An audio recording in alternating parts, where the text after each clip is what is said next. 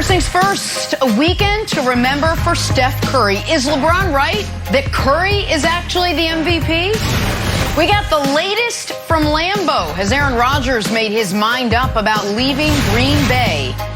And the Brooklyn Nets with a page out of the Globetrotters playbook, perhaps the play of the year. Good Monday morning, everyone. Welcome to First Things First. I'm Jenna Wolfe alongside Nick Wright. We got Joy Taylor in for Brandon today. Kevin Wildes. Joy, if you're sitting in that seat, you're in Brandon's seat. I assume you're all in on Brooklyn this year, going all the way. I do love Brooklyn, but I don't know. I'm a little nervous as of late. That play, though. Okay. Look at the Globetrotters. Ready to go. Little hesitation. That's true.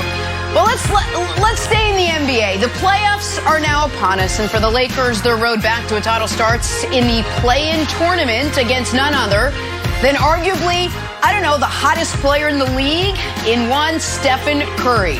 LeBron, Steph, all that history between them, including 4 finals appearances, and it all gets underway Wednesday night. Here is Steph Curry on the anticipated matchup. You expect greatness, and that's the part I've enjoyed so much about playing in finals against him, against those Cleveland teams and those games that matter. It just brings out another level of intensity and excitement and a sense of urgency about it, because you know how good you have to play in order to win games like that. We just got to play to the best of our ability. We got to play Lakers basketball. We got to defend at a high rate. We're playing versus, in my opinion, the MVP of our league this year, and Steph. So, we got to be, prepared for everything that they have. They got championship DNA as well, and they've been there. They know what they know what it takes and what it feels like to be in pressure games. So, we got to be ready for that opportunity and for that pressure. Look, it's a lot of high praise from LeBron to Steph and the Warriors. Nick, you think the Lakers, LeBron James, the Lakers, you think they should be afraid of Golden State heading into this game? No. And if this weekend taught us anything about the fear factor of these NBA playoffs, it is other teams fearing the Lakers so much they will throw games to some of the worst teams in modern NBA history just to avoid possibly having to play them. Now, the Warriors couldn't do that because the Warriors has to play their way into the postseason. But Wildes, I look at this Wednesday night game, and by the way, what LeBron said about Steph's really interesting, and I know we're going to get to it later, but I look at this Wednesday night game like a great roller coaster. Will there be moments of irrational fear during the ride? Maybe. But when you get on it, why do you do it? You say, man, this is going to be fun, and I know where it's ending. At no point does the logical part of your brain be like, I might fall out of this thing. We might actually fly off this thing. So, yeah, there'll be some excitement. There'll be a moment in the third quarter where Steph hits 3 threes on 4 possessions and the Warriors cut it to a 5-point game, and you're like, uh-oh. But you'll know how this story's going to end. So, yeah, no, Wildes, I'm not concerned. The Lakers shouldn't be concerned. And this weekend showed us that it is the rest of the league that is concerned with the Lakers, not the other way around. Okay, but if it was the Warriors roller coaster, that is one that I am not buying a ticket onto. I would look at it and say, you know what? A little too scary for me. A little too scary for your old buddy. And here's why you should be afraid. I put down 3 reasons so you can follow along, Nick. Reason 1, whose music is that? It's the We Believe Warriors 2.0. Just like Baron Davis, Steph Curry is lifting up his shirt and showing everybody his tummy. And you know what they say? When the tummies come out, I don't know, it's making that up. When you lift up your tummy, that means the Warriors are hot. Reason number 2, shooters. Oh, there it is, tummy alert. Shooters shoot. 36 field goal attempts. Career high the other day to win the scoring title. So here's the thing, Nick. I think Steve Kerr can come up with a million great game plans of moving the ball. Here's one, Steve Kerr, pro bono from your old buddy Kevin Wildes. Just let Steph shoot 40 times. Let's see what happens. Put on a show for the play-in. And good news, Evan, you get to keep your job. You didn't get fired like LeBron wanted you fired. And finally, Uh-oh, historical precedent, Joy. This is what everybody likes. You know what? Past results guarantee future success. Steph, 15-7 all time versus LeBron. So look, if the Warriors win and the Lakers have to go play the Grizz or the Spurs, I still think the Lakers get to the playoff. But Joy, I would be very, very nervous if I was LeBron having to face the We Believe Warriors 2.0.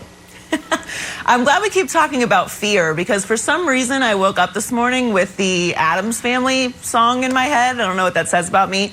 Wednesday Addams is my spirit animal. But I was thinking about the play-in tournament. I'm like, you know, it's kind of kooky, mysterious and spooky. It's weird. It's like college. You know, you have to win these next 2 games if you want to get into the playoffs. So if it's a 7-game series, I'm not going to bet against LeBron and the Lakers, but it's not. It's the play-in tournament, and the Lakers have not been healthy. LeBron rolled his ankle again last night. We know AD is fragile. LeBron's missed 27 games.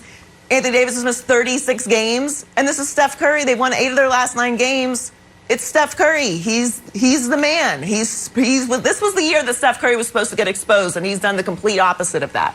So while I'm not in the habit of picking against LeBron James and the Lakers anymore, I think it's pretty logical to have some kind of fear about this game. Anything can happen, and it's because mostly the injuries. If the Lakers were coming into this situation healthy but maybe not playing their best basketball, then I wouldn't be nervous, but that's not the situation. They're very banged up. Anything can happen in a tournament, as we know. That's why March Madness is so exciting. And I'm not saying it's the exact equivalent, but they're not healthy. It's completely rational, Nick, to be a little bit nervous. Well, it's also why when Steph Curry was last in a single elimination tournament, as soon as he faced an overwhelming team, no matter how great he was in the Elite Eight, his Davidson team went home because the other team was just that much better, even though Steph So now was the Warriors are Davidson? Well, I mean, I feel like the Warriors without Steph are not that different than Davidson without Steph that year. I mean, that's the why people are making the case for Steph for MVP. But Joy, you said something smart. You said you are not in the habit anymore of picking against LeBron. I'll tell you who is in the habit of picking against LeBron. Our old buddy Kevin Wildes. And that whole little PowerPoint presentation he gave us, I know what I tell you how, because he put it together. You might be like, wow, we got this matchup like 9 hours ago. How did he put together so quickly? Well, he told our great producers, hey guys, remember the thing I put together for the Blazers last year? Let's just retool it and change a few of the nouns. For the exact same Dame! You don't want to face Dame. Dame's going to get hot. That's true. Dame could drop 40. And what did the Lakers show you in that series, Jenna? They showed you that if your offense revolves around one singular great perimeter player, they are better equipped than any team in the league to snuff that out, because they will trap you at half court. They will leave themselves in 4-on-3 situations, which are actually 4-on-4 situations, because Anthony Davis is an octopus who can count as 2 defenders by himself. That's what they'll do. And that's why they're 7-point favorites on Wednesday. And that's why, even though they're not actually in the playoffs yet, they are the favorites to win the West, because nobody actually thinks, Jenna, the Warriors are going to win this game. No, but Joy has a very good point. You have to be worried about them. Anthony Davis, for everything he says, whether he's 100% or what, is fragile. LeBron James, is he ready for the playoffs? He tweaked his ankle last night. I'm worried now when he gets out on the court, and it's just starting. So I think it's a real concern there. So that was a good point, Joy. We're going to have much more on this matchup over the course of the next couple hours. But it is time for our guy, Nick Wright, to hand out some awards, some NBA awards. Why don't we start? Oh, hey, look at that 3-button suit. All dressed up, ready to go. Rookie of the year, buddy. Who you got? Fancy? Very fancy. Wow, what a suit. That is, I mean, fresh out of 1998. Tyrese Halliburton, nobody watched him, but he was excellent. Anthony Edwards, some people watched him, led all rookies in scoring. But the obvious rookie of the year is LaMelo Ball. Hey, you know when you could have been worried about the Warriors had they drafted LaMelo instead of Weissman? That might have been a good idea. Maybe redo that one if you can. LaMelo, despite the wrist injury, is going to run away with this award, and he absolutely should. He has had a positive impact on winning, which is almost impossible as a rookie. He is clearly going to end up, I believe, the best of the Ball brothers, and that's not shade at Lonzo. There was questions going into the year. Other than passing, does he do anything at an NBA level? He showed you the stroke is going to come. LaMelo Ball should be, in my opinion, despite the games missed, the unanimous Rookie of the Year. Some love for Edwards and Halliburton as well, but LaMelo Ball is your Rookie of the Year. All right, we got all your awards coming up over the course of the show, but the Brooklyn Nets with a play we just cannot stop watching. We will discuss this and more next. First things first.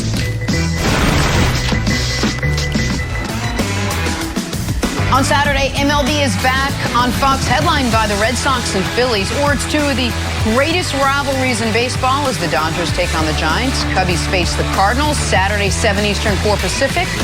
Only on Fox and the Fox Sports app. Hey, I got an idea. Why don't we play a little drawing a blank? Sponsored by Hanes. Perfect separation and support. The new Comfort Flex Fit Total Support Pouch from Hanes. How about the Brooklyn Nets? Just before halftime yesterday, pulling off the play I've now watched more than 100 times. I got to get a life. Play of the year candidate, kept off by the KD Slam. Let's just keep watching it. Like it was nothing. Boom. Joy. Tell me, last night's highlight reel play should have Nets fans feeling blank. Nothing. The Cavs have won 22 games this season. This is what the Nets are supposed to do. They're supposed to look like the Globetrotters against a team like the Cavs. No disrespect, but they're not good. I'm still very concerned about no disrespect. You know what? I don't even mean that. I hate when people say that. I don't mean to be rude. No disrespect. Like, you won 22 games, okay? They should look like this against the Cavs. I'm more concerned about their chemistry moving late into the playoffs. We know they're going to roll through to the Eastern Conference Finals, but how's it going to look once everyone's out there? I have some concerns, but no, Nets fans shouldn't go crazy over this. It's a beautiful play, definitely a fun highlight, but nothing to lose your mind over. All right, so I'm really conflicted here, because before I give my answer, I have to give the audience a little window into the show. Our buddy Kevin Wildes about once a week calls me, gives me notes on the show, because he used to be a bougie television executive. And he reminds me, he's like, Nick, we're in the morning. We want to make people happy. And I'm like, not really my lane. I'm more like the hard cutting takes guy. And he's like, all right, can you give me like a little happiness? He's like, how about the drawing a blank segment? It's fun, it's fast, we do weird and wonderful after. Like, can you? And I'm like, okay, I can try. So the happy answer is this. It's all about Blake. Blake Griffin started this play, and Blake Griffin has been really good for them. Like, there were two buyout guys the Nets got, Blake and LaMarcus. LaMarcus, I said, I don't think he's going to be able to help them, and then he unfortunately had to retire. Blake, the question was, is he washed, or was he just mentally defeated by the situation in Detroit and still had something left? He is showing he still has something left. I think he's the fifth most important net behind the big three and Joe Harris, and is going to be critical for them on a playoff run. So that's the answer Wildes wants me to get. The real answer is Globetrotters. You know why it's the Globetrotters? Because much like the Globetrotters, the Nets play no defense and have never won a championship. So that's the real answer, but Wildes says that's too mean. Fine. So I'll say it's all about Blake. No, that wasn't all about Blake. That's the answer. No, that wasn't. No, I'm learning. That's not even as mean as my answer. All right, here's my answer. Big 15 question mark. Because when Durant was asked after the game how he felt about the big three, he's like, we got a big 15. We'll be all right. Hold on a second. That's Julius Randle's answer from April. So Kevin Durant is either trolling Julius Randle in New York's favorite team, or it's a mistake. Now, in the spirit of Nick Wright, I will be optimistic and say it was just a mistake, and something kind of got into his brain, and he accidentally stole Julius Randle's Big 15 copywritten answer. But if you were, you want to troll New York's favorite team, bad New York karma. Go ahead, Nicholas. Wildes, option 3, the most pessimistic of them all. Just blatant plagiarism. Not trolling, not as something. He just heard it. He was like, "That's my take now." Like that was your take. Now I'm going to take it, Julius. In fact, someone tell Julius Randle Kevin Durant is stealing his intellectual property. Make him even angrier than usual. I like that idea. Good job, Wildes. Julius Randle, new nickname, the Durantula. He took his take. Talk some Hall of Fame. Ben Wallace, one of the members of the 2021 Hall of Fame class announced over the weekend, also includes Paul Pierce, Chris Bosh, Chris Webber, and Tony Kukoc. So, Joy, the most intriguing member of next year's Hall of Fame class is blank. Well, you know what it is. My guy, Chris Bosh. Another Miami Heat legend in the Basketball Hall of Fame. Heat culture continues to reign. I know people kind of pick on Chris. I don't know why. He had an amazing, incredible career. I think also sometimes with the Hall, people forget that the Basketball Hall of Fame is a little different. It includes your entire basketball resume, not just pro basketball resume. So, sometimes people kind of compare it to the NFL, and that's not really fair because they do consider your whole body of work. And he had an incredible career, obviously a two-time champion. I think LeBron would credit him with most of his success in Miami. The Big Three, was a huge contributor there. I also think his time in Miami in some ways took away from what people thought of Chris Bosh because he sometimes had to take that third role and marginalize his game a lot. But he was obviously an incredible player, had an incredible career. It is well-deserved. His career was unfortunately cut short due to medical reasons as well. But I'm very happy for him, and I know people debate it, but it's no longer debatable. He's a Hall of Famer. I'm very happy for him. Biggest rebound, arguably, in NBA history, Joy. Facts. He got the rebound for the Ray Allen shot. Facts. All right, so I'm very happy Ben Wallace made it. 4-time Defensive Player of the Year, and I know Wildes doesn't like when I say this, the most important player on the championship Pistons, and then they almost won it again the next year. So I'm very happy for Ben Wallace. But the most intriguing member is Tony Kukoc, because I get this little alert. Tony Kukoc in the Hall of Fame. And I just start thinking about Tony Kukoc's basketball life, and I'm like, wow, Hall of Famer Tony Kukoc. So if my math's correct, that then means Michael Jordan's final 3 championships were won not only with the greatest coach ever coaching him, but with not 1, not 2, but 3 Hall of Fame teammates. In their prime, except for Rodman, Hall of Fame teammates. Oh, super team, schmooper team. Look who maybe started the whole thing. Old MJ. Hey, Dennis, come on. Tony, stay. Phil, come back. All of it. Look at that. 3 Hall of Fame teammates. Shocking that they could beat Jeff Hornacek and the Jazz in those finals. So good job for Tony Kukoc. Another Bull of the mid-90s making the Hall of Fame. Yeah. Oh, Michael Jordan's greatness further confirmed when he's turning people into Hall of Famers. Congratulations, you're a Hall of Famer. You're a Hall of Fame coach. You're a Hall of Famer, too, as well. Ron Harper, keep your eyes peeled. Springfield coming up. Hey, my answer is Ben Wallace for a few reasons. One, I love Ben Wallace, and I love that Pistons team. Ben Wallace was the anchor of the defense who held the Kobe and Shaq Lakers. So these are the 4 scores that they put up. 75 points, 68 points, 80 points, and 87. That's Kobe and Shaq in the finals versus the Pistons. So I'm happy for Ben Wallace, and I like to think this is a little precursor to getting my guy Chauncey Billups in. Chris Webber was 5-time MVP. Chauncey was 5-time MVP. Also finals MVP. So Springfield, let's get Chauncey Billups in. 5-time All-Star, I'm sorry. 5-time All-Star. The take is still valid. 5-time MVP, they'd be in. Time for Weird and Wonderful from our national pastime this weekend from Kevin Wildes. My guy Aaron Judge, 4 home runs in 3 games against the O's this weekend, including a nice little bomb yesterday. Pretty wonderful from baseball's home run leader. Kevin, what else you got for us this morning? Oh, we'll start with the weird. Marlins Dodgers. Ground ball to second base. Joe Birdie with the ball. Shoe goes one way, ball goes another. Great job. And it ends up being a decent little New Balance ad here. Oh, and the shoe's off. Trust me, it's a little hidden because of the bar, but the shoe comes off. And there it is. Congratulations, New Balance. Free commercial, and first things first, I'll send you the bill. Moving on to the wonderful Orioles Red Sox. Whoops. Bat's gone. Fans like, don't worry, I got it. Still on the phone. What's he doing? A lot of people are ripping this guy. Like, get off the phone. Hey, you know what? Maybe it's an important phone call. You don't know that. Maybe he's got a pregnant family member and he's getting great news about a new addition to the family. So lay off this guy. Also, who knows? You know, phones are addictive. What do you want the guy to do?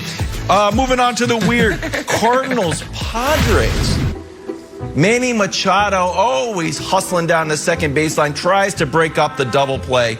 Savvy base running move, some people will say. You know, you don't let that throw get off from Tommy Edman. However, when you look at the full context of this play, some people, Jenna, are saying this slide was a little bit too early. Let's take the wider view here. Yeah, a little too early. Some people will call that a dangerous play. Some people will say, Manny, I know you did a good job. Oh, don't worry. I didn't treat you like Dustin Pedroia ended his career. You're okay, though, Tommy. So that's the weird and the wonderful from the national pastime, Jenna.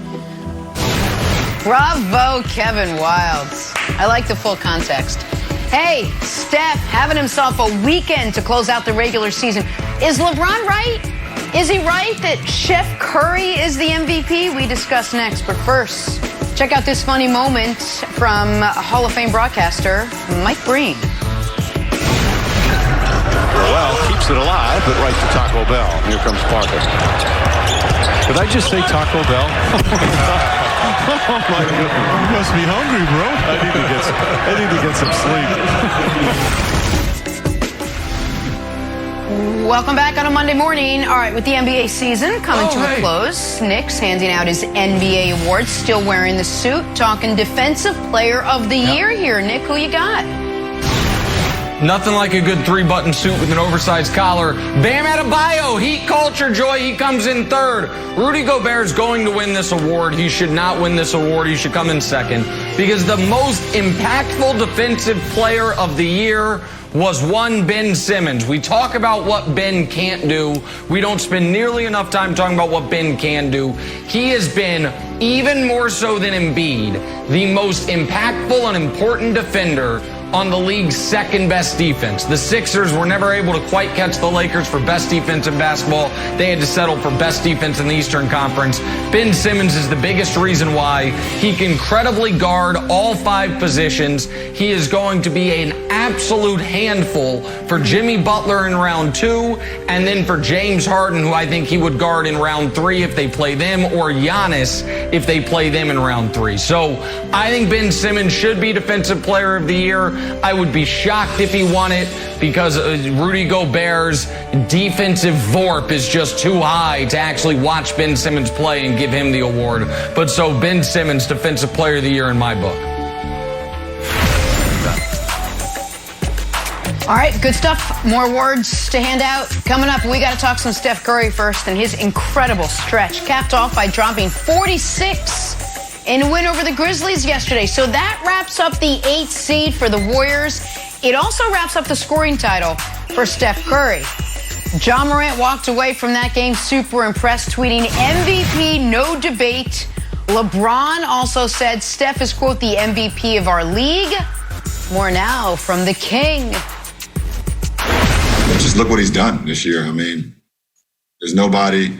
everybody counted him out this year. Everybody saying that, well, now that, you know, Clay is hurt, can Steph lead a team on his own? What is he going to be able to do? Can he carry a team on his own? Can he carry a team into the postseason? Can he keep a team afloat? He's done that and more. If you're looking for MVP, if Steph is not on Golden State's team, then, you know, what are we looking at? You know, and we get caught up in the record sometimes. We get caught up in, okay, who has the best record? And, you know, instead of just saying who had the best season that year. And Steph has had, in my opinion, the best season all year. And it was the same, you know, when Russ won the MVP. You know, Russ was, you know, first guy to have a triple-double in the season since the Big O. And everyone threw the records out the window then when he won it. And I think, you know, you look at what he's doing, Steph is just like, you know, Russ deserved it that year. And obviously I don't think Steph is going to get it because, of, you know, it's another conversation. But in my eyes, he's played the best basketball all year round. All right, so, Nick, Steph did have a good season. He did have an incredible stretch, but the Warriors are where the Warriors are. Is LeBron right that he should be the MVP, Steph Curry?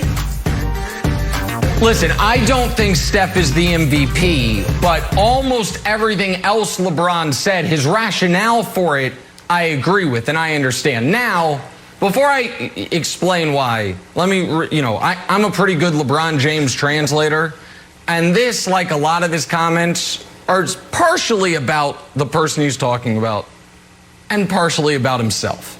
So LeBron knows, like for instance, in 2006, his team won 50 games. The second and third leaders on that team in minutes were Eric Snow and Zydrunas Ilgauskas, and he finished second in MVP voting to Steve Nash. In 2018, his team won 50 games. The second leaders in the team in minutes were J.R. Smith and Jeff Green, and he finished second in MVP voting. So when he's like, we get a little too caught up in the records, what would that team be without him? That's him advocating for Steph, and also, I think, retroactively advocating for himself. But while I wouldn't vote Steph MVP, what LeBron said in the middle part there is, to me, absolutely right and incredibly important. Steph did prove something this year that I think he proved more this year, Joy, than he proved the last time they won the title in 2018, that year with Kevin Durant. I think this year he answered the question unequivocally, is Steph Curry by himself an automatic playoff berth?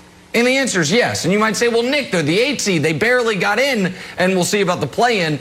Well, yeah, but this team also played at a 48-win pace in the games he played in. They were 2-7 in the 9 he missed. They have no other elite or even very good offensive players on the entire roster.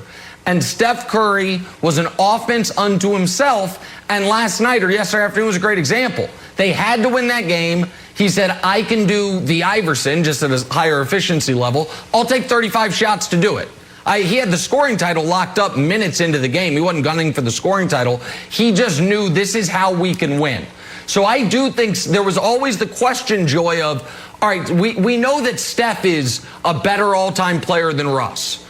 But could Steph have done for the 2017 Thunder what Russ did? Say, get on my back, I'll win the scoring title, I'll carry us to the playoffs. And Steph answered that question this year as yes. So I understand his MVP case. He wouldn't get my vote. Chris Paul would. But I think everything else LeBron is saying there, to me, resonates quite strongly. Yeah, I agree. This has been probably my favorite year of Steph's career because there was so much kind of disrespect before the season started about what Steph was really capable of. And he was like, sometimes you got to show everybody this is what I do. This is what I do. And he did it. So I love it. I say he's 1A to CP3 because, in my opinion, Chris Paul is the MVP. Because to me, Chris Paul represents a mixture of everything that we use to evaluate what the MVP is. Everything that LeBron just said makes sense. And I do think the record should count for something. I mean, the criteria for who the MVP is changes every single year, and it maddens me. And I don't like having the conversation about what happens in the postseason because it's a regular season award as well. But if you just focus on the word value, who has the most value to their team? Obviously, that's why I put Steph at 1A, because Steph has proven how valuable he is and how he can carry a team.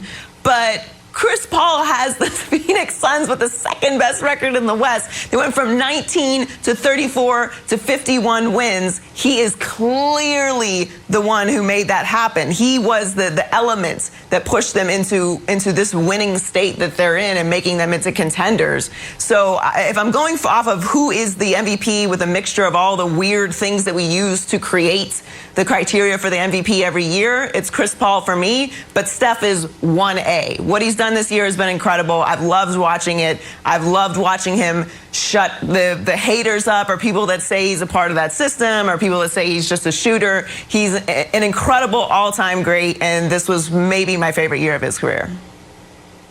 Okay. I like Chris Paul as well, Joy, and I'm a little bit bummed out that LeBron didn't really rally any votes for Chris Paul, because as you know, the MVP is a campaign, and I think LeBron had a good opportunity to say, you know what, my guy CP3, my banana boat buddy here, he deserves more votes. I wanted people to do that. He didn't do that. He got behind Steph, which is nice. Tinfoil hat theory, Nick, get ready. If you have any Reynolds wrap, throw it on your head. This is just more of the year-long flirting between LeBron and Steph. Oh, love them on the All-Star game, giving them high fives. I think there's something to it. This is we've never seen, they're not wildly close. They're not close in real life. LeBron and CP3 are close, but Steph and LeBron are not close. But this is just another sort of a gold star on the compliment wall from LeBron to Steph. Do you think there's something else there brewing? Well, I think you might be understating how close LeBron and Steph are. Need I remind you, they were born in the same hospital in Akron, Ohio. I mean, I feel like maybe those guys have been kindred spirits since birth. But I think that is maybe a slight part of it. People didn't watch the Warriors-Grizzlies game yesterday, the Warriors were up 16 points in the fourth quarter, and then all of a sudden the Grizzlies were ahead with 5 minutes left, 97-95, and that was a critically important game because the loser falls to the 9, the winner stays at 8, and I was ready to send the tweet. This is the type of fourth quarter that makes Steph Curry signing that extension this summer with the Warriors all that harder. Now, he was great. They rallied. Draymond had some great defensive plays. And now, assuming they don't lose to the Lakers and then also lose to the Grizzlies or the Spurs, I think he goes into this offseason feeling better than otherwise. So I still think Steph leaving the Warriors is, at least in the short term, is a long shot. But we can't have an MVP discussion without, and I had forgotten that Joy is also one of the few people that is on the correct side of the MVP discussion arguing for Chris Paul. But every other show that does this is not going to do a Steph-Chris Paul comparison. They're going to do a Steph-Nikola Jokic comparison. And I do think it is noteworthy that when I made the argument last week, Nikola Jokic is not the MVP, the list of NBA players who rushed to his defense were his teammates and his fellow countryman, Nikola Vucevic. Everyone else was like, I guess I'll stay out of this one. Meanwhile, we got LeBron, Ja Morant, and a handful of other guys saying Steph's the MVP. And I do wonder for basketball writers and basketball award voters, has the nerd quotient of the media gotten so arrogant that what the players say just has no relevance? Is it just totally meaningless? I know better because here's his box score plus minus. I know better because here's his PER on the season. Or should you maybe, I'm not saying that they get to choose the winner, listen to what the guys who play against these guys have to say. Because I've heard coaches say nice things about Jokic. I've heard his teammates say nice things about Jokic. I'm not hearing a lot of guys who are competing against him be like, man, Nikola Jokic, that's the league's MVP. That is the best player in our league. And here in a few weeks, he's going to get handed that award, probably wearing a suit very similar to the one they put me in for our awards ballots inexplicably. And I just don't know how well that is going to age, but we'll see how it plays out. All right, well, you know who we could ask? Chris Broussard. He might have an idea. Broussard's going to unveil his official MVP ballot right here on First Things First. He looks good. I like the suit. I like the way it fits. Working for him. Crazy finish to the regular season. Can't wait to see how that all shakes out. All right, Nick's got to hand out some NBA medals. So LeBron had a team-high 25 in the Lakers win over the Pelicans yesterday. Did roll his ankle late, but Frank Vogel said he's good to go for the play-in. Still concerns me. That's not important now. Nick, who did it better than Bron this weekend? Final day of the medals. And by the way, about, I would say, 9:14 a.m. Eastern, the final year medal standings. The leader is going to shock you. That coming up later. But our final day of the medals, bronze medal, Kevin Durant. Started the game at 8 for 8. Was spectacular yesterday in a game. I know the Cavs stink, but the Nets had to have this game. If they had lost it, they'd be playing Miami in round 1 as the 3 seed. KD, 23, 8, and 13. Super efficient.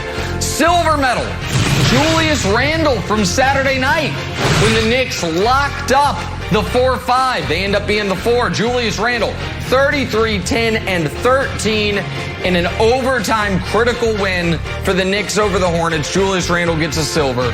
And, of course, the gold, Steph Curry, 46, 7, and 9. No doubt. Another 30-point half for Steph Curry. 9 threes in this game, and nobody even raises their eyebrows at it. 9 threes, not that long ago, would be the most any player hit in a game all season. For Steph, I don't think it's one of his, I think it's like tied for his 7th most this season, because I think he has 6-10 three-pointer games. Steph Curry gets the gold on the final day of the year. Standings coming up about an hour from now for final medal standings, Jenna. Solid 3, but who just missed the cut? Kevin Wildes. Oh, what a weekend for Sacramento. Chris Webber gets into the Hall of Fame, so Kyle Guy's like, you know what? We could have 2 highlights. Not only could Chris Webber get in the Hall of Fame, I could pull off this windmill. It would be great for all of Northern California. Yet, alas, Sacramento comes up short. But you know what? Webber's still in the Hall of Fame, so overall, a good weekend for the Kings. And that ball still didn't fall. Back talk on the latest in Green Bay. Has Aaron Rodgers made up his mind about leaving the frozen tundra? To be discussed next. This is First Things First.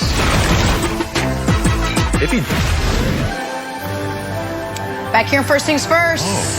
With the NBA season coming to a close, Nick's handing out his NBA awards. And right now we're talking 6th Man of the Year. Nick, who you got? Indeed we are. This was a tough one. Derrick Rose. Wow. Some would argue didn't play quite enough games, but I got to get him on the ballot. Jalen Brunson, you could argue, has been the 2nd most important Mav this year. And then the obvious winner, Jordan Clarkson. Joe Ingles is going to peel some votes away from him as a teammate, but Joe Ingles started almost half of the Jazz games this year. This is Jordan Clarkson's award to win. If you'd have told me back in 2018, when I was watching Jordan Clarkson give himself the permanent green light for the Cavs on their playoff run, consistently going 3 for 13, that one day he'd be this, I wouldn't have believed you. Jordan Clarkson, congrats to him. He's been a critical player for the Jazz, who finished the year with the best record in the West. He should win the award. I hope Derrick Rose and Jalen Brunson end up on a lot of people's ballots, but Jordan Clarkson should run away with this one this year. All right, switch gears, talk some NFL and the latest with Aaron Rodgers. We finally heard from his head coach on the drama unfolding on the Daily there in Green Bay. He met with the media on Friday, Matt LaFleur. He said the Packers want Rodgers back in the worst way. That being said, the team signed another free agent quarterback over the weekend, Ben Kirk, after agreeing to a deal with Blake Bortles last week. That makes 4 quarterbacks on their roster. Here is the aforementioned head coach, Matt LaFleur, with the latest from the team. I like that. I've got nothing new to update, and we still obviously feel the same way. It's, we want him back in the worst way. I know he knows that, and, we'll continue to work at it each and every day. All right, we got former All-Pro running back Ryan Westbrook here to break this one down. Ryan, good morning. What's going on here? You believe Aaron Rodgers' mind is already made up? Good morning, Jenna. And you know what? I absolutely believe that Aaron Rodgers' mind is made up, because as an athlete, when you lose confidence in your organization and you lose trust that your GM is going to put the best talent around you, it's just hard to walk back in that door and say, you know what, now I have trust in you. Let's work together to go try to win a Super Bowl. And we actually had 2 examples this past year. Carson Wentz in Philadelphia, he said, you know what, I'm not happy with Howie Roseman because he drafted Jalen Hurts in the 2nd round in 2020. And really, when you think about it, Tom Brady in New England, he wasn't happy with the Patriots because they didn't put enough talent around him. He ends up down there in Tampa Bay with a stacked roster and wins a Super Bowl. And when I think about this, Joy, I have to believe that Aaron Rodgers said, you know what, I'm the face of the franchise, and you guys didn't bother to give me a phone call or a text when you drafted Jordan Love. And because of that, and because you didn't put a bunch of talent around me in this offseason in the draft and a little bit in free agency, now I have no confidence in the GM. I have no confidence in anyone over at the Packers facility. And because of that, I'm out the door. Oh, no, I agree. I think as far as everything that the Packers did, I don't think that he's completely made his mind up, because I think he has given them some sort of ultimatum or some list of demands in order to get him back, and the Packers haven't quite budged on them yet. Also, you know, there is that little factor of around $30 million he'd be leaving on the table if he really played hardball this year, and they still have his rights for the next 3 years. So it's not as simple as him saying, you know, I'm going to retire. I don't think he wants to do that. But I'm with you on how the Packers handled it. This is one of my favorite stories because it's, I mean, even just listening to LaFleur, I mean, his voice cracks a little bit. We want him back in the worst way.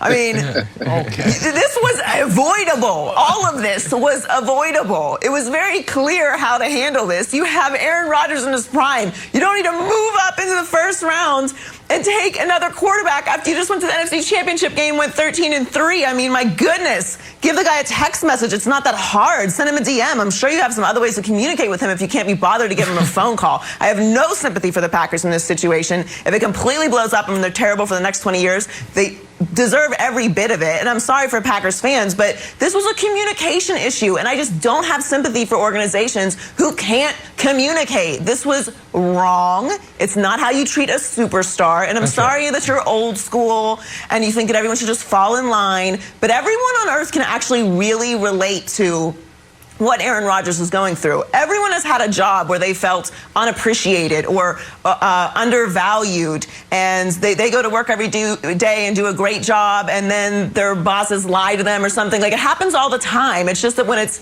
a professional athlete, people tend to think that just because you're paid a lot of money that you should just fall in line, when in fact you're one of like 6 people on planet Earth that can do what you do. So if anything, you should definitely not fall in line. You should demand everything that you want, get everything that you want out of the situation. I have no sympathy for the Packers at all. And Joy, the only part I'll disagree with you on is I don't know that everyone has been treated like this at their job, because I think typically people in any industry who are as good at what they do as Aaron Rodgers is at what his, don't get disrespected by their bosses. The opposite happens. They actually get extra leeway. There are rules for everyone else, and then rules for our best people, and then rules for our very best person. And so I do think there are a lot of people who feel underappreciated, underpaid, overworked, but usually it's not the person that just won Salesman of the Year in the nation. Like, that guy usually can skip the sales meeting and play 9 holes and nobody says anything because he's so great. What they don't do is go around his back and try to hire his replacement.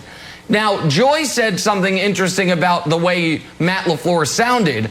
And Wilds, Matt LaFleur is the one, other than Packer fans, I feel the worst for here. Because Matt LaFleur didn't want this. Matt LaFleur is not trying to develop Jordan Love. Matt LaFleur was like, man, oh man, I got hired in the same hiring cycle as Zach Taylor. How's Zach Taylor's NFL life been? Not great. First year as a head coach, worst record in the NFL. Second year as a head coach, his quarterback who they got with the first pick because they had the worst record gets his knee blown out. Now he's on the hot seat already in year 3. He's like, I walked into Aaron Rodgers. Now I have to live in Green Bay, so that's a bit of a bummer, but I got Aaron Rodgers. And now my boss might be screwing up my relationship with Rodgers.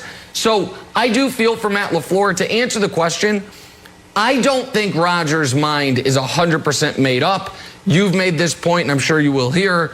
If it were 100% made up, he'd say it. I think he's left the door slightly ajar because he hasn't put a voice to this, but I don't think the Packers have fixed things yet.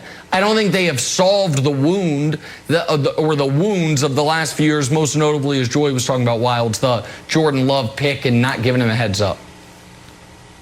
Yeah, I think the door is more than slightly ajar. I think it's wide open. It's as wide as it needs to be to bring in a hand truck with a bunch of money on it. And once that bunch of money comes through the door, Aaron Rodgers will be like, you know what?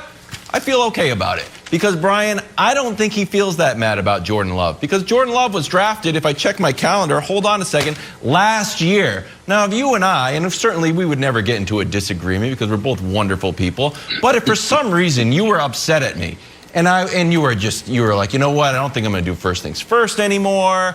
You guys are disrespecting me. And I finally just flew down to your palatial horse farm. And I was like, Brian, what's the deal? Why all of a sudden are you upset at me? And you said, Wilds, it's from what you did last year. I'm like, huh? We went a whole year, and you were great on the show. You're mad about what I did last year to the point that you want to leave the team? For me, it feels more leverage than it does legit beef that will cause him to leave Green Bay. And I don't want to fight. Well, Kevin, let me ask you this. Well, I don't want to fight with you either. I've seen you've been muscled up over these last couple of months here, so I'm worried about that. But you know, for me, I think for Aaron Rodgers, it hasn't been just the Jordan Love thing. I think over the last few years, he's been like, well, where's this big signing? Where's this big free agent that we've signed to help the offense? Devontae Adams is one of the best in the game, if not one of the best receiver in the league. Where's the other piece? Where's the other pieces that are going to help me? Where are the other pieces, even on the defensive side of the ball, that's going to help us be better there? To me, I think Aaron Rodgers is fed up with the idea that we're not picking the right people to put in place so that we can win. Again, you look at Tom Brady, you say, well, he goes to a stacked roster and wins immediately. Aaron Rodgers has to believe that, and of course, he's the MVP, that he's better than Tom Brady at this point in his career. If he had similar talent, he would be winning MVPs and Super Bowls all the time. And unfortunately, they haven't put that type of talent around him. And I'm going to say one other thing.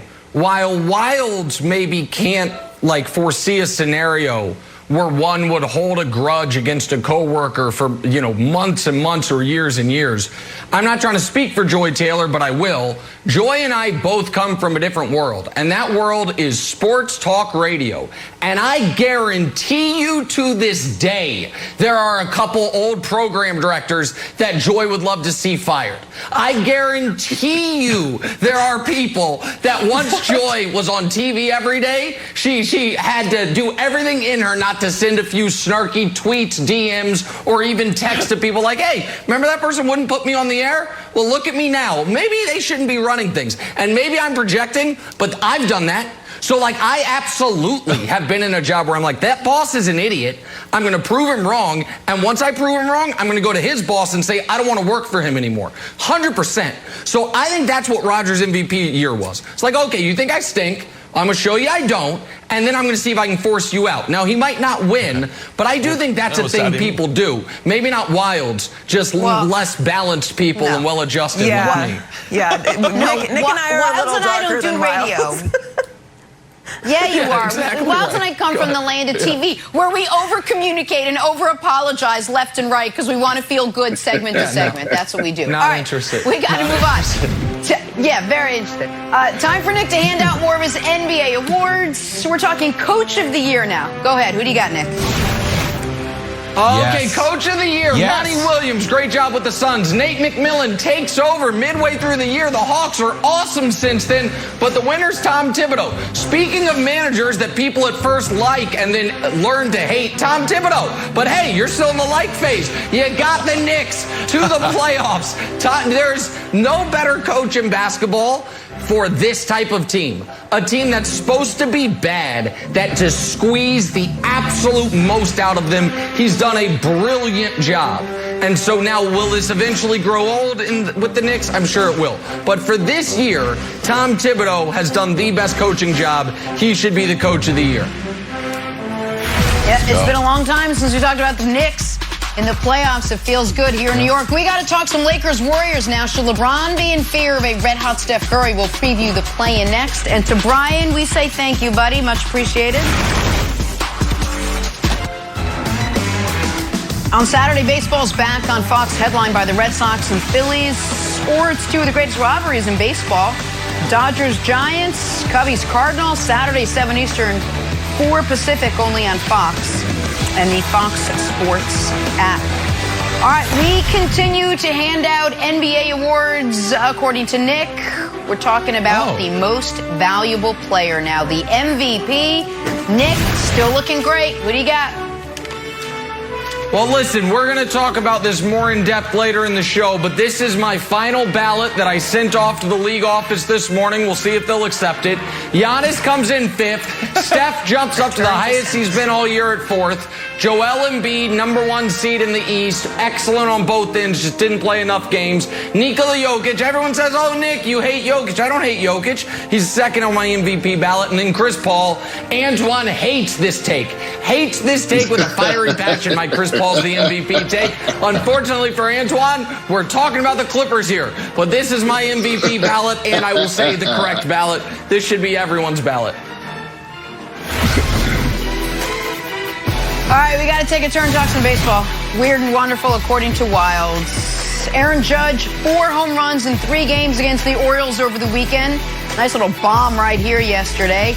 But Kevin, what else you got from weird and wonderful this weekend?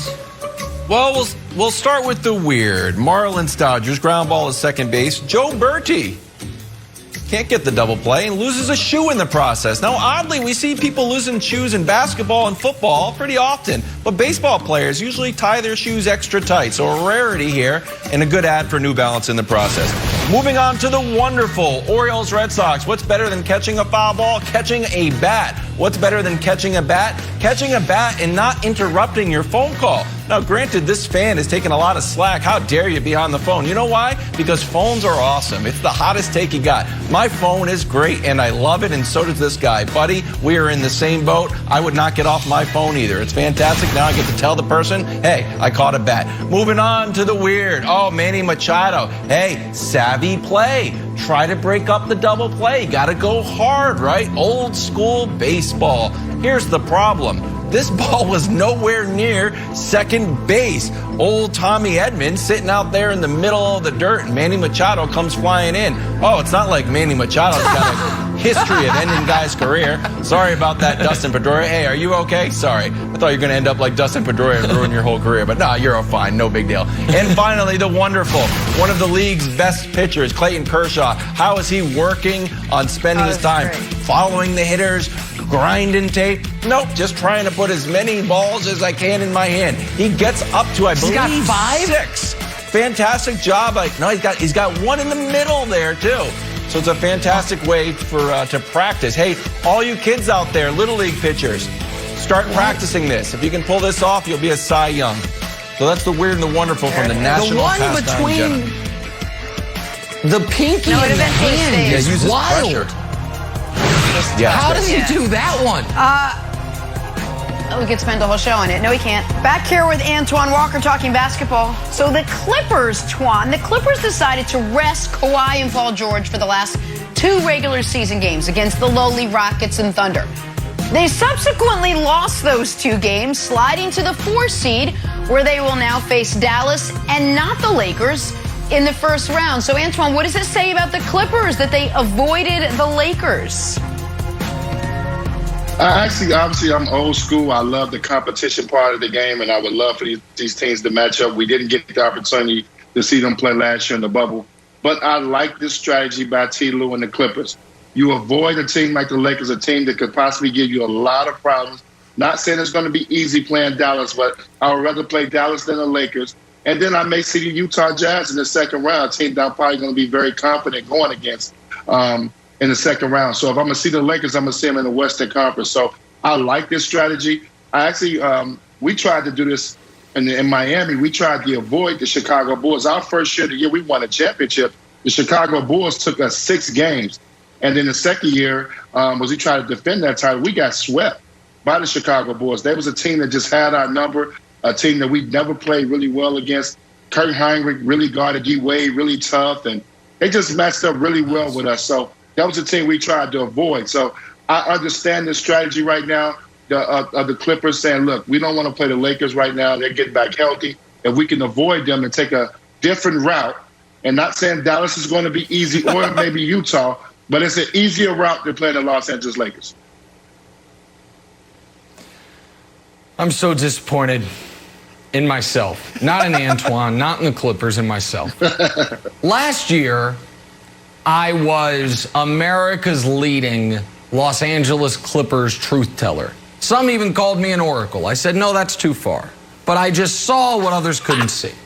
That this was a flawed team, poorly built roster, and that they were being anointed a championship contender, and I didn't even see them as a conference finalist. This year, I had a choice to make early in the season.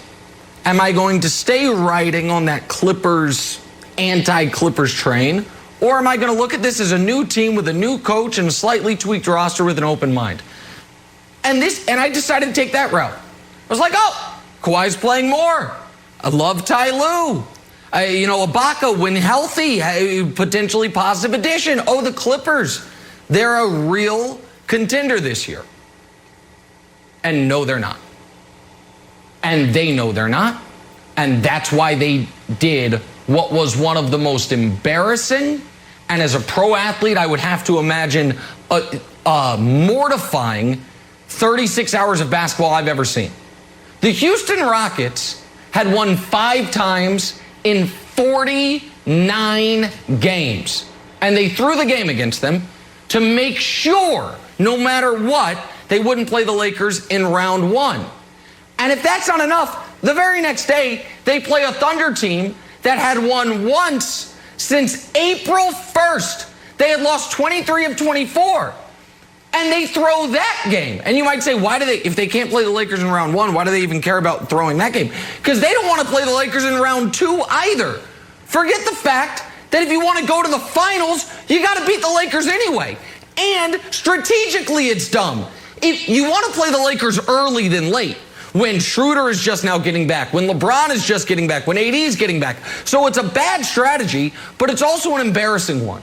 If you are a team, for instance, and this isn't how it played out, Joy, but if the Knicks could have lost a game to ensure they get the Hawks instead of the Heat, I actually would endorse that, because the Knicks' ceiling this year is the second round of the playoffs. So it's a hugely successful season if they win one round. The Clippers, if they don't make the finals, this first 2 years with Kawhi and Paul George is a massive failure. There is no, we made the Western Conference Finals for the first time in the history of our sorry franchise, hang a banner. No. So the fact that they are trying to game the system to avoid the team they're going to have to play anyway is, to me, it's not good strategy, and it's embarrassing for a team that is supposed to have the king of LA on it and be the best team in the West. Everyone should be trying to avoid you. You should not be trying to avoid other teams, but the Clippers revealed that they think of themselves this year what I thought of them last year, which is paper champions, paper tigers, not real contenders. Otherwise, go beat the Lakers in round 1 and have an easy path to the finals, Joy.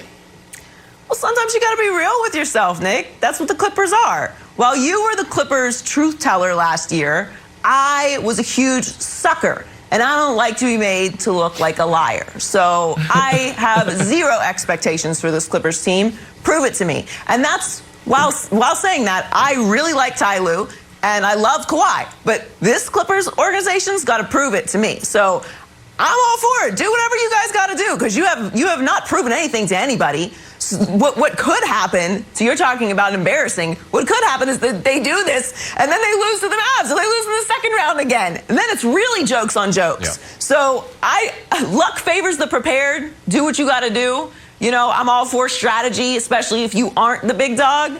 But, you know, for me, it's not terribly surprising because it's the Clippers. And I think the Clippers have everything to prove.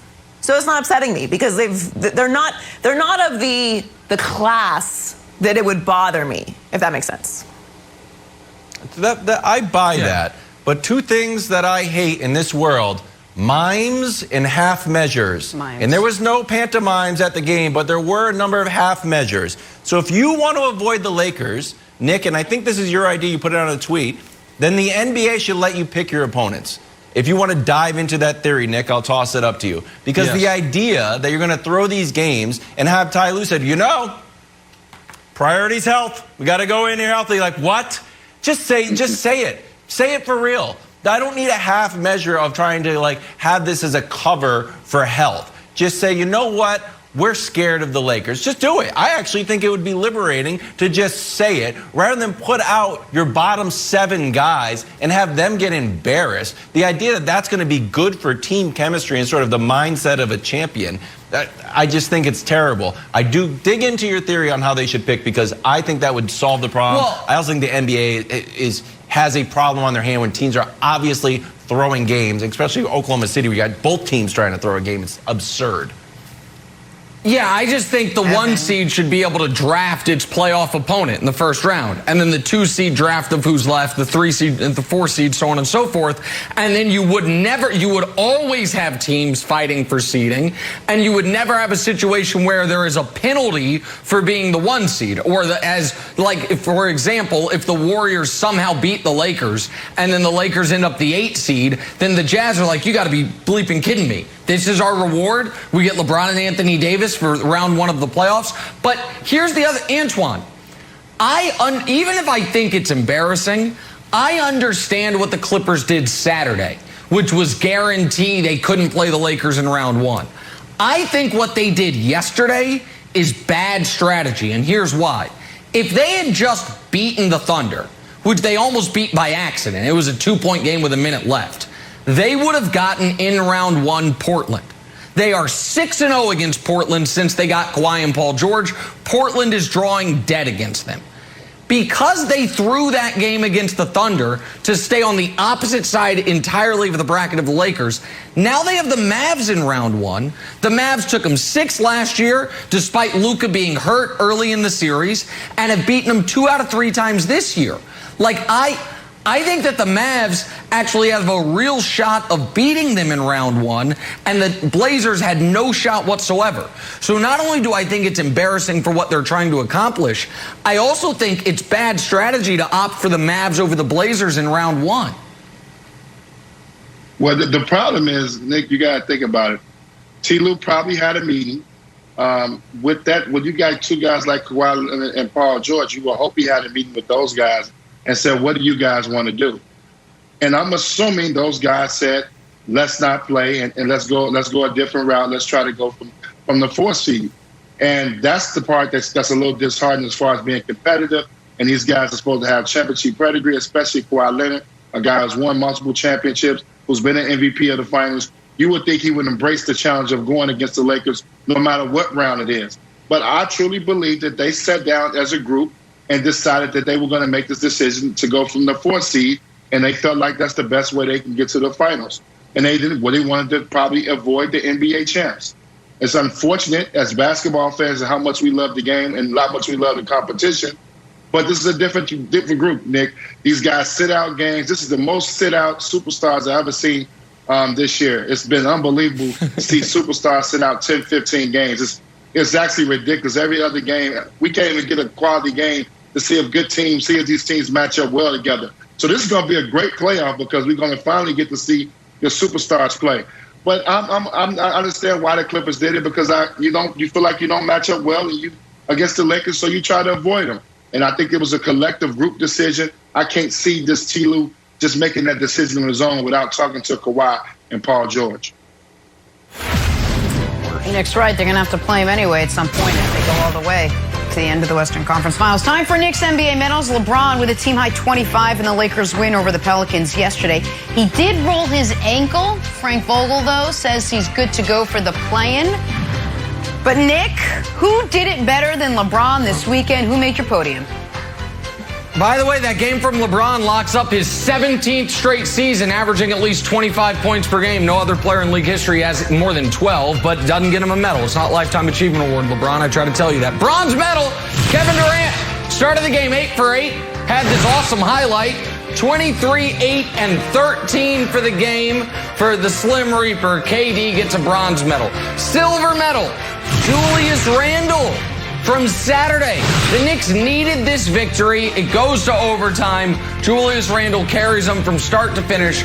33, 10, and 13 for Julius Randle in a big win on Saturday for the Knicks. And then the gold medal, of course, won Steph Curry.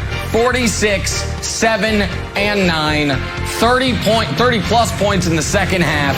This game, if you turn it off after 3 quarters, all of a sudden, the Grizzlies went from down 16 to up 2, and then the Warriors, backed by Steph, took full control. They end up winning. Critical game for them as they lock up the 8 seed in the standings instead of falling to the 9. There are our final medal stands for the year, Jenna. I think we have our final standings coming up. No, it's Sunday. Oh, there they are. Oh, my God. Oh, how about that? There Look, it is. For the year, Giannis, 5th place on the medal stand. Joel Embiid, 4th place despite missing all those games. Oh, look at my large adult Slovenian son. People said he had a down year. 3rd place on his dad's medal stand. Nikola Jokic. Oh, Nick, you hate Jokic. Then why'd I give him so many damn medals this year? But the man with the most medals, the man who, you know, what I hear, I can't prove it, but I hear before LeBron's press conference where he said Steph's the MVP, that Jared Dudley was like, did you know Steph won Nick's medal stand? He's like, I thought so. That puts him over the top. And then he did a 2-minute riff on Steph being MVP. Steph, not going to win MVP, but wins the most golds and the most points on the medal stand for this 2021 NBA season. Bravo, Nick. Well done. Fun to follow it along. Kevin, who just missed the cut? Oh, it's a big weekend for Sacramento. Chris Webber goes into the Hall of Fame. Kyle Guy tries to make it 2 for 2 on Sacramento highlights, but alas, just like the playoff hopes. Oh, no. We'll go another decade without a highlight. So good try, Kyle Guy. You gave it a shot, but no go. Still, Webber in the Hall of Fame, so congratulations, Sacramento. 1 for 2. Antoine Walker, thank you so much. We are back previewing the play-in. Should LeBron and the Lakers fear the matchup with Steph and the Warriors? We'll discuss that next. But first, check out this funny moment from Hall of Fame broadcaster Mike Breen. Well, keeps it alive, but right to Taco Bell. Here comes Parker. Did I just say Taco Bell? Oh my goodness. You must be hungry, bro. I need to get some sleep.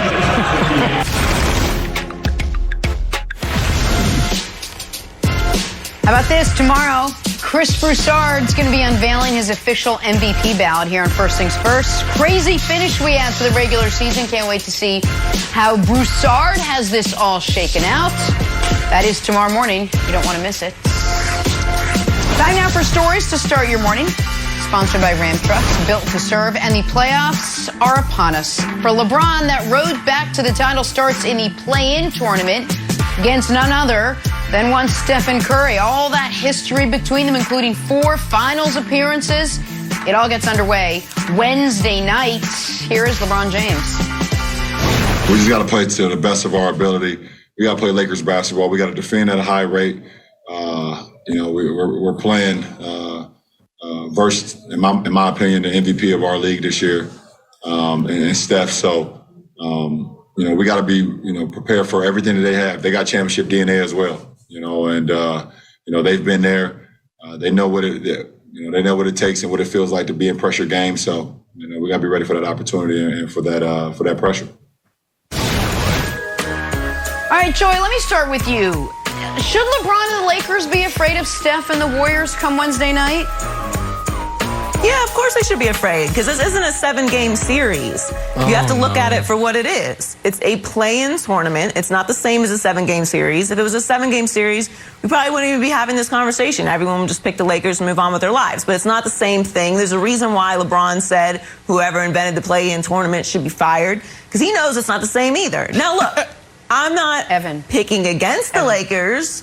I still don't think it's a good matchup for the Warriors. But the Warriors have won 8 of their last 9 games. Steph Curry's won in my opinion, MVP. He's having an incredible season, scoring title.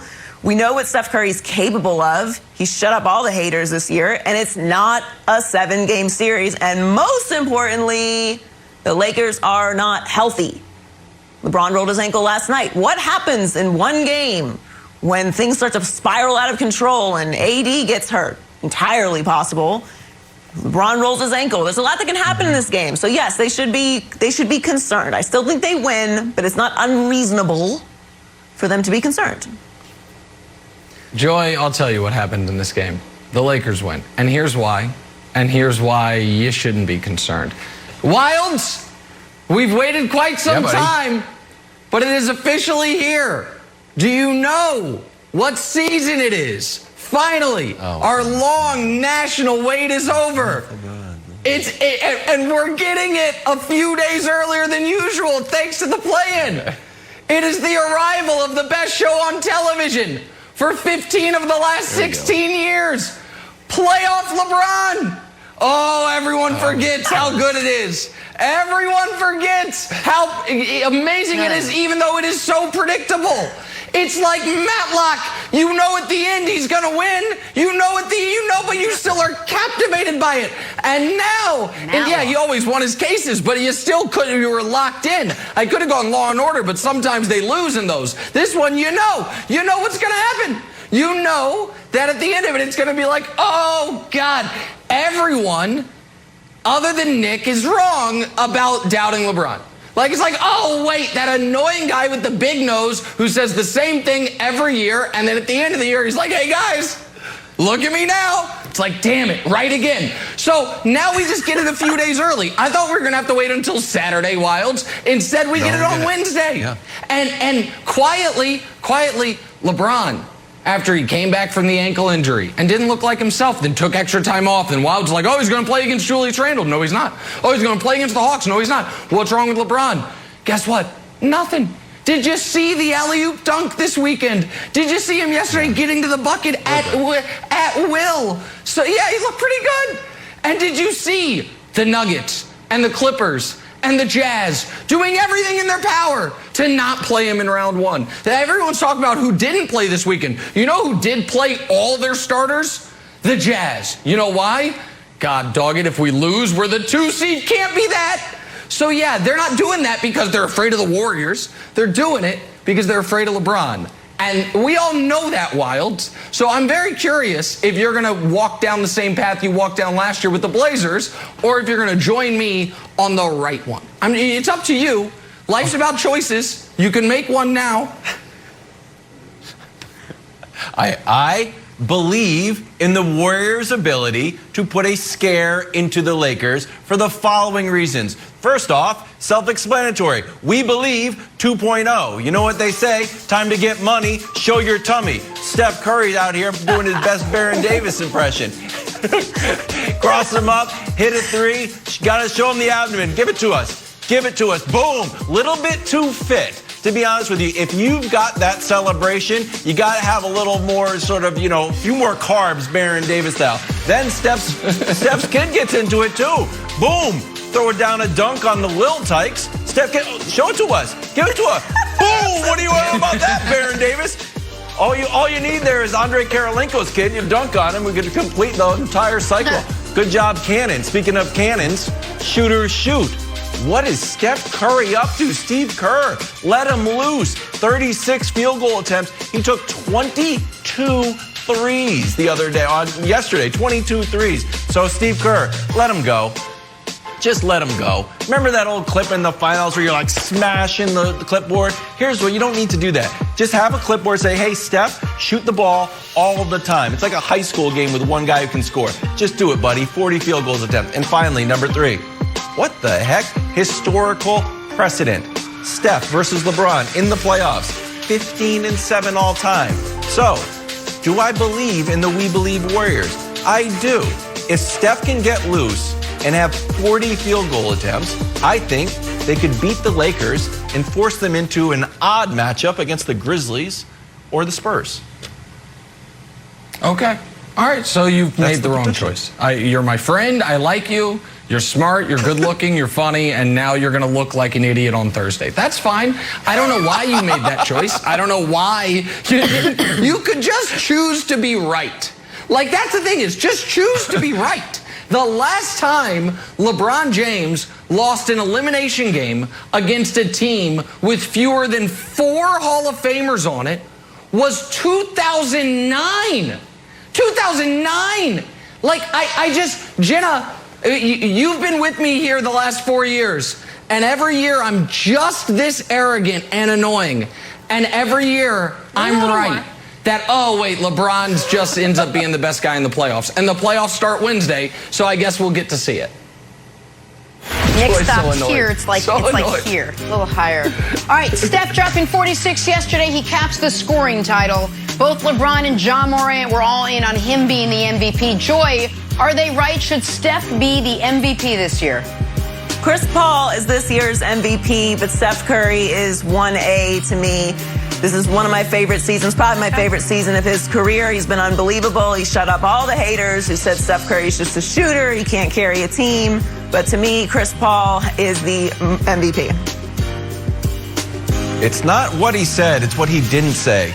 And I am saying because he did not say Joker, it is a vote of support from LeBron to Nick Wright. Finally, the ball goes in the other direction. LeBron supporting you, Nick. Listen, I obviously also think Chris Paul's the MVP, but I do find it interesting that the only people vocal that Joker's the MVP are the writers. The players don't think he is either.